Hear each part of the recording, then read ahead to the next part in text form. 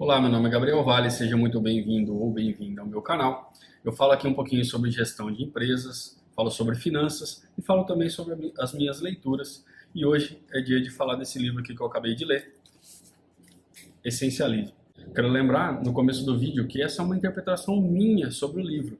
Quando a gente faz uma interpretação de qualquer leitura, a gente não consegue deixar de lado a bagagem que a gente tem. Então, tudo que eu tenho de vivência, todas as leituras que eu fiz anteriormente, elas vão se incorporando nessa interpretação que eu vou fazer. Então, pode ser que você leia esse livro e interprete de uma maneira completamente diferente. Se eu tivesse que resumir esse livro em uma frase, eu resumiria na seguinte frase: fazer menos e fazer melhor. Em fazer melhor, eu quero dizer você usar o seu tempo de uma forma que você se dedique às atividades que são mais valiosas para você como pessoa, como indivíduo. Isso resume a essencialidade do que você busca. Eu vou colocar uma imagem aqui na tela que mostra exatamente o fundamento desse livro. Ao invés de você ficar dispersando a sua energia e o seu tempo para diversas atividades, você acha o que é essencial e a partir daí você se dedica a essa atividade. Então a gente vai aprender que no essencialismo a gente fala muito mais não do que fala sim. E quando a gente fala sim, a gente tem que ter em mente que é uma coisa essencial para a nossa vida, para os nossos objetivos. Vou deixar bem claro aqui que esse não é um dos meus livros prediletos por causa de um motivo. Eu acabei de ler esse livro aqui, ó, que chama Trabalhe 4 Horas por Semana, do Tim Ferriss. E eu também li, no final de 2017, esse livro aqui, Rápido e Devagar, Duas Formas de Pensar. O livro Essencialismo, ele tem muito o que esses dois livros me trouxeram. Então é como se ele fosse um compilado desses dois livros. Claro que alguns conceitos novos, alguns estudos novos e exemplos novos, mas eu acho que por eu ter essa bagagem, não é um livro tão interessante, não foi um livro tão interessante para mim. Se você não tiver essa bagagem daqueles dois livros ali que eu mostrei, provavelmente esse vai ser um livro essencial na sua vida. Então vamos lá, vamos falar do livro Essencialismo agora. Ele é dividido em 3 partes. A primeira parte é explorar, a segunda parte eliminar e a terceira parte executar. Fora essas 3 partes, né, essas 3 grandes partes, ele é dividido por capítulos. No começo ele tem uma introdução do que é o conceito do essencialismo. Já entrando no livro agora, a primeira grande parte é a parte explorar. Já no começo do capítulo ele explica o porquê, né, que é explorar. E ele fala categoricamente que você deve perder mais tempo explorando as possibilidades que você tem, que aparecem para você, para decidir qual delas vale a pena, qual dela é essencial. Então, não perca tempo fazendo tudo. Perca tempo pensando e decidindo qual é essencial para você, qual te leva ao objetivo que você traçou. Se uma pessoa com pensamento não essencialista tem 2 coisas para serem executadas, ela vai buscar uma forma de fazer ambas as coisas. O conceito do essencialista é buscar qual das 2 coisas que vale a pena perder o seu precioso tempo. Então, basicamente, você vai perder para ganhar. Você vai deixar de lado, perder aquela coisa que você não tem tanto interesse assim, para ganhar mais tempo e mais foco naquela questão que vale a pena. O fato do não essencialista não saber falar não saber discernir o que é prioridade na vida dele, acarreta uma série de coisas. E a mais comum dela é você escutar que aquela pessoa está ocupada o tempo inteiro. Quando você comenta, por exemplo, que você está estudando, a pessoa responde assim: ah, eu queria também ter tempo para estudar. E ela não consegue nem ter tempo para pensar o que é prioridade para ela, porque ela fala sim para tudo, todas as possibilidades que aparecem na frente dela. Ela não sabe falar não para as atividades que não são importantes. Inclusive, no meio do empreendedorismo, se tornou um pouco até bonito falar assim: ah, eu estou me matando de trabalhar, eu estou muito ocupado. Lembre-se bem, estar ocupado não é ser produtivo. Mas eu tenho uma visão muito positiva disso. Tanto que eu perdi meu tempo para fazer esse vídeo aqui, mostrando para você um resumo desse livro, e você perdeu seu tempo para assistir isso aqui. Então quer dizer que a gente está buscando algo a mais, a gente está buscando conteúdo, a gente está buscando estudar. Quer dizer que a gente deixou um tempo reservado para isso, porque é uma coisa essencial na nossa vida.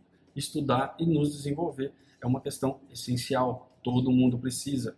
Inclusive, nessa parte aqui, falando um pouco de pessoas muito ocupadas, ele cita um problema que a gente tem na nossa sociedade, que é o nosso problema do método de ensino, onde a gente não deixa a criança com liberdade para a criação. A gente sobrecarrega ela com vários materiais, com vários assuntos que muitas vezes não dão espaço para ela descobrir algo que ela gosta. A gente simplesmente dá as coisas mastigadas para que elas decorem. Então, isso é uma crítica que ele faz aqui nesse ponto do livro. Seguindo nessa linha, ele passa um pouquinho sobre a importância que o sono tem na nossa vida.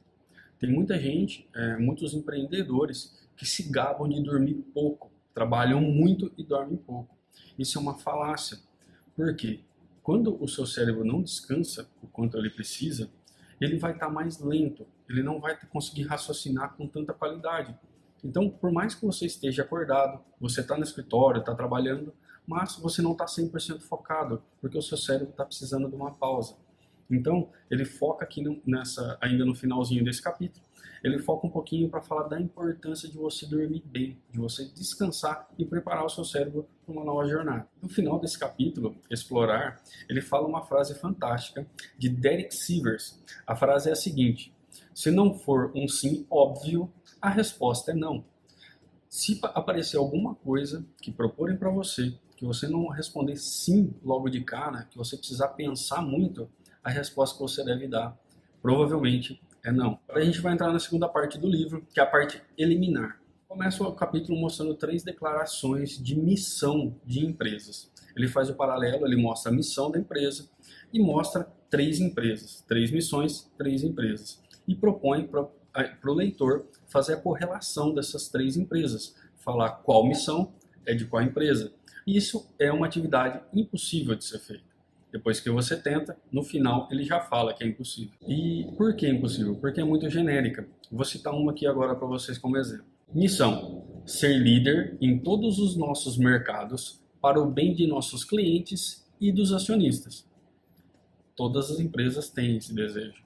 E como o assunto dessa parte é eliminar, a gente tem que eliminar tudo que não é essencial.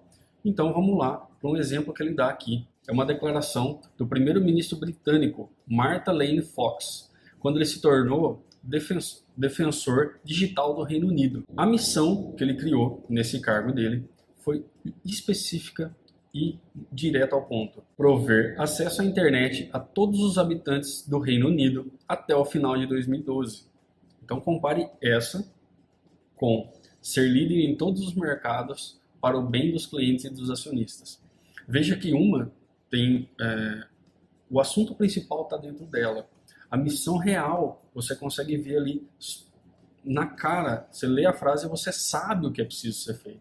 A outra não. É um termo genérico. É um termo que você não sabe qual atividade é essencial você fazer para você chegar naquele objetivo, porque é um negócio muito amplo. Uma coisa muito interessante que ele também cita aqui nesse capítulo é o que ele chama de influência dos custos perdidos, que é quando você tem um projeto que você já injetou um dinheiro e ele não está indo bem, só que você não para de injetar dinheiro. O projeto não está indo bem e você não para de perder tempo com ele, porque você já investiu muito dinheiro. Então você pensa, muito dinheiro, muito tempo. Então você pensa assim, já que eu já investi tudo isso, agora não compensa eu parar. E na verdade, isso é um erro. Toda vez que você está perdendo tempo, perdendo dinheiro em alguma coisa que não vai te levar ao seu objetivo principal, ao que é essencial para você, você está desviando do seu objetivo, você está se distanciando daquilo que você precisaria conquistar. Claro que essa influência dos custos perdidos também vale para a nossa vida particular.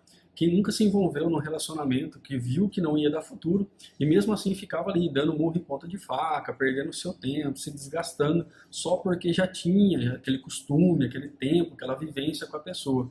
Então isso vale para qualquer área, tá? A gente tem que aprender a se desligar das coisas que não estão dando resultado, das coisas que não são essenciais para a nossa vida.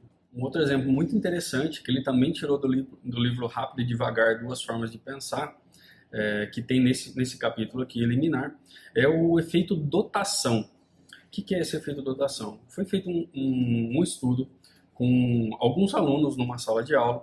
Para metade desses alunos foi dada uma caneca de café, para outra metade não.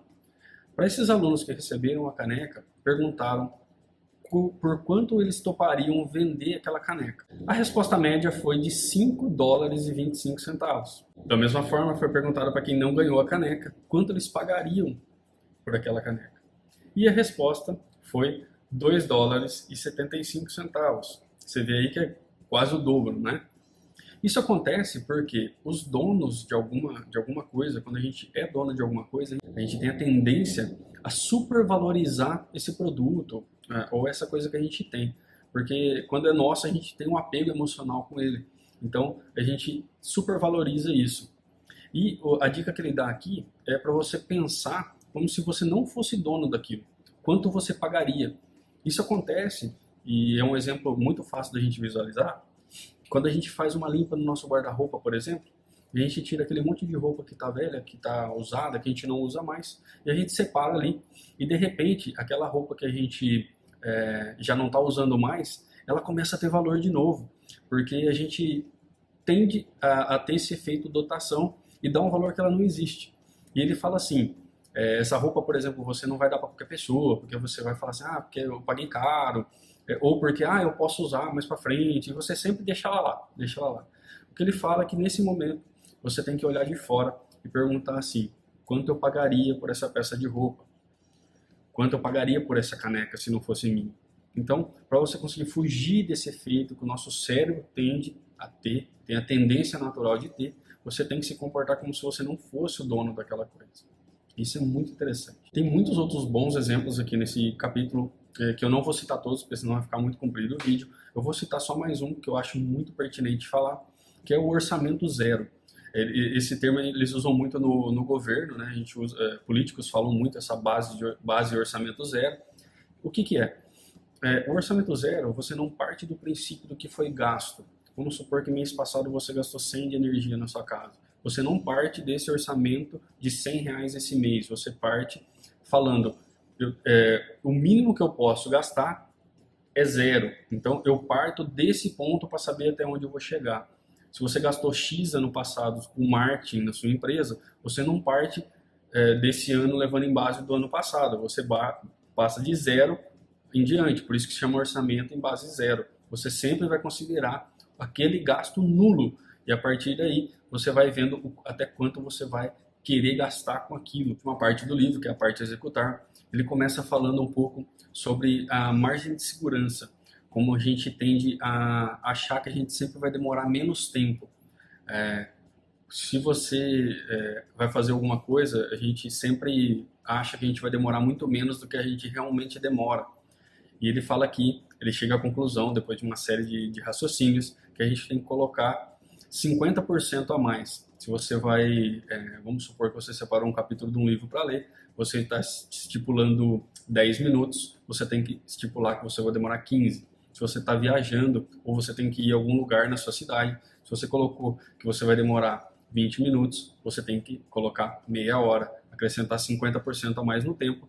E isso tem um nome, que é a falácia do planejamento. A gente sempre acha que a gente planeja alguma coisa, mas o fato é que a gente não consegue prever o futuro. Traz mais uma vez aqui, falando dessa falácia do planejamento, um exemplo que é do livro Rápido e Devagar, do Daniel Kahneman.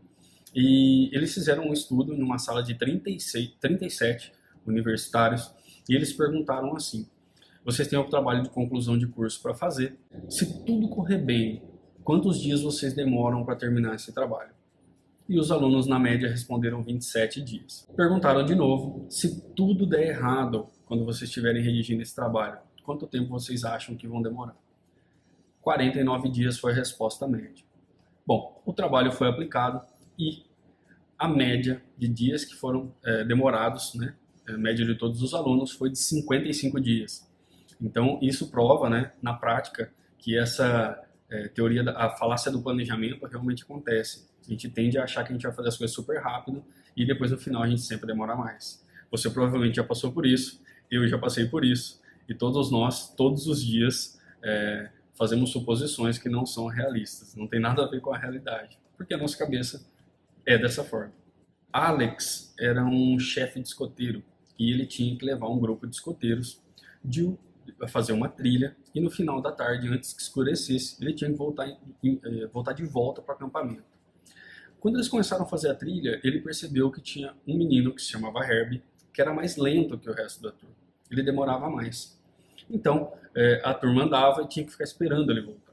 O Alex chegou à conclusão que ele deveria colocar o Herbie na frente da turma. Assim, Os outros que eram mais rápidos deveriam seguir o passo do Herbie.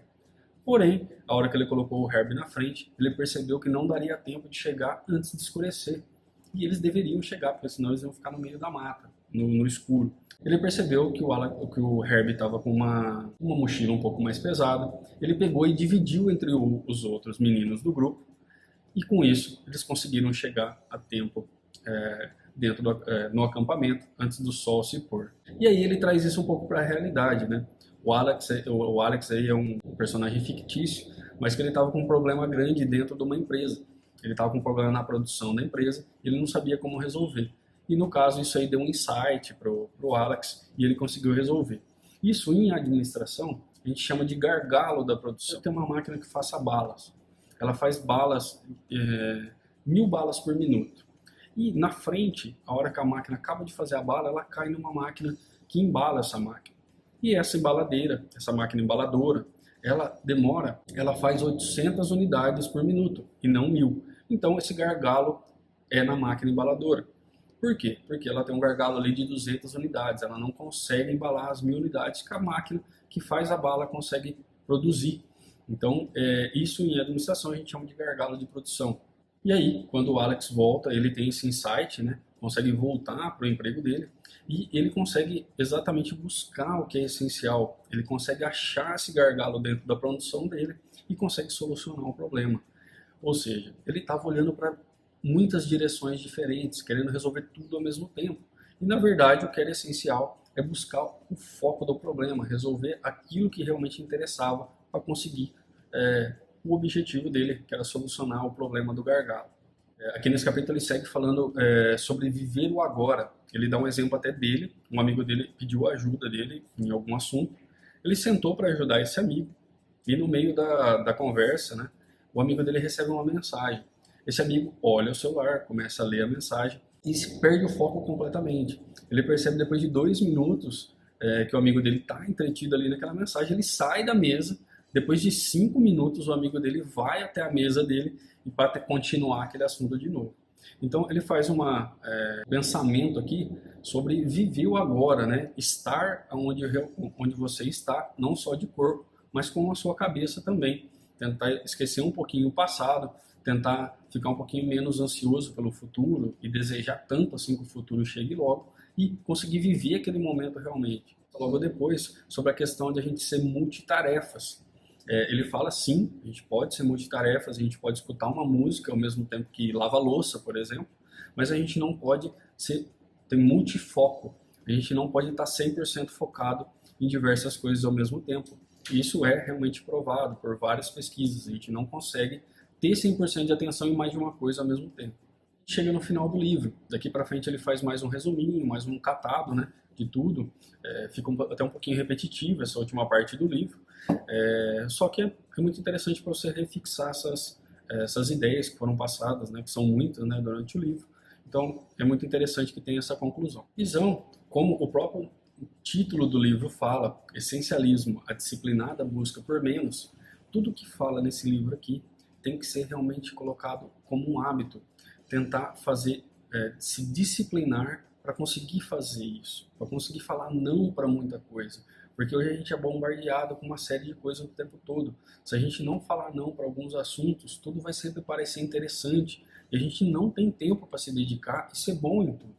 Então, isso para mim, inclusive, eu sou uma pessoa que me interessa por muitas coisas diferentes, isso tem sido até maçante para mim, porque eu estou realmente tentando focar no que importa. Não tentar perder a ponta, porque assim, às vezes eu entro em alguns vídeos no YouTube e eu vou para um lado que é completamente oposto do que eu deveria ter ido, justamente porque eu sou curioso. Então, o livro tem sido assim, eu tenho tentado colocar muitas coisas em prática desde que eu terminei de ler o livro, justamente por causa disso. Eu sou uma pessoa que preciso muito ter essa disciplina de buscar fazer menos e melhor. Mas e aí, conta para mim aqui nos comentários qual que é o seu foco principal.